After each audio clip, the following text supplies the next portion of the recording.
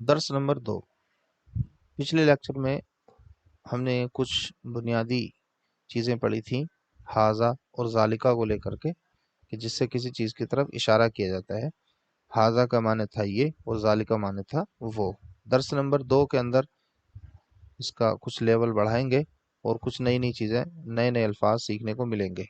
دیکھیے، من کے معنی ہوتا ہے کون، یہ کسی انسان وغیرہ کے لیے استعمال کرتے ہیں، ایسی چیزوں کے لیے جو سمجھ رکھتی ہیں، جیسے انسان کے لیے من کا استعمال کرتے ہیں۔ من حاذا، حاذا مانے پیچھے پڑا تھا یہ، من حاذا یہ کون ہے، ٹھیک ہے۔ من حاذا یہ کون ہے، من مانے کون، یہ کون ہے۔ حاذا رجل یہ مرد ہے، رجل مانے مرد، آدمی۔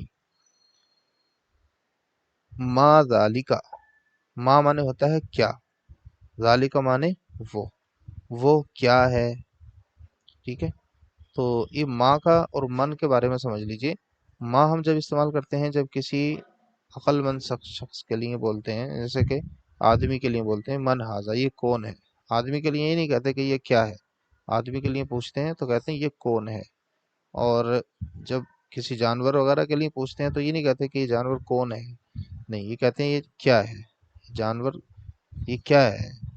جیسے کہ یہاں پر اس میں دیکھ سکتے ہیں نقشے میں بندر بیٹھا ہوا ہے، تو اس کے بارے میں پوچھا جا رہا ہے ما ذالکہ وہ کیا ہے، ذالکہ قرد وہ بندر ہے۔ تو من جو ہے انسان کے لیے استعمال کرتے ہیں اور ما غیر انسان کے لیے استعمال کرتے ہیں۔ قردن مانے ہے بندر، ذالکہ قردن وہ بندر ہے۔ من حاذا یہ کون ہے، حاذا ولدن یہ لڑکا ہے۔ ما ذالکہ ما مانے کیا، ذالکہ مانے وہ کیا ہے۔ ذالکہ حمار وہ گدھا ہے، ٹھیک ہے۔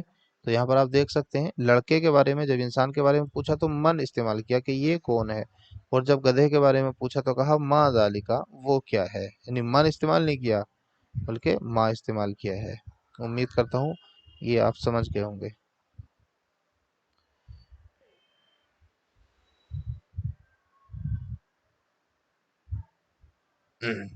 دیکھیے یہ دوسرا لیسن بھی کمپلیٹ ہو گیا ہے، اور یہاں پر آپ دیکھیں یہ لکھا ہے ترجمہ کرو، تو آپ کو جس طرح فرسٹ لیسن کا ترجمہ کر کے آپ لائے تھے، اسی طرح سیکنڈ لیسن کا بھی ترجمہ کرنا ہے۔ تو یہاں پر بھی آپ دیکھیں یہ کون ہے، تھوڑا سا بتا دیتا ہوں۔ تو یہ کے لیے کیا استعمال ہوتا ہے، حاذا، اور کون کے لیے استعمال کیا ہوتا ہے، من۔ تو جو ہم نے لیسن میں جو پیٹرن پڑھا ہے اسی پیٹرن پر بھی آپ کو یہ بنا کے لانا ہے۔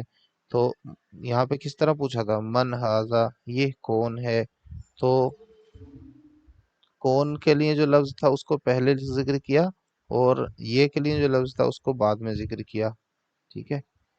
تو کہا من حاذا یہ کون ہے، تو یہاں پر بھی وہی بنے گی، من حاذا یہ کون ہے۔ یہ آدمی ہے، یہ کے لیے کیا استعمال ہوتا ہے، حاذا، آدمی کے لیے آدمی ہے، رجل استعمال ہوتا ہے، حاذا رجل یہ آدمی ہے۔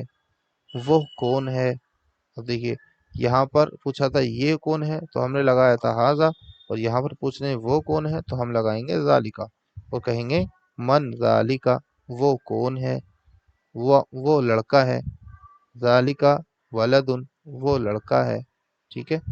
تو اس طرح سے آپ کو باقی کو بنا کے لانا ہے، یہ وہ اونٹ ہے، یہ گھوڑا ہے، یہ کیا ہے، یہ بندر ہے، وہ کیا ہے، وہ کتا ہے، یہ گدھا ہے، وہ کرسی ہے، وہ استاد ہے، یہ لڑکا ہے، یہ کتاب ہے، وہ عربی ہے، محمد کون ہے، وہ انسان ہے، وہ رسول ہیں، یہ مذہب ہے۔ تو انسان کی، رسول کی اور مذہب کی عربی یہی آتی ہے، آپ اسی کو لکھ دیں گے، بس اس پر 2 پیش لگا دیں گے۔ وہ اسلام ہے، یہ کیا ہے، یہ کتاب ہے، تو اسلام کی اسلامی لائیں گے، ذالک اسلام یہ کیا ہے، ما ھذا یہ کتاب ہے، وہ قرآن ہے، ٹھیک ہے۔ یہ درس نمبر 2 تھا جو کمپلیٹ ہوا۔ اس کی جو ایکسرسائز ہے، یہ جو ترجمہ کرنے کا ہے، اس کو اچھی طرح سے توجہ کے ساتھ کمپلیٹ کر کے لائیں۔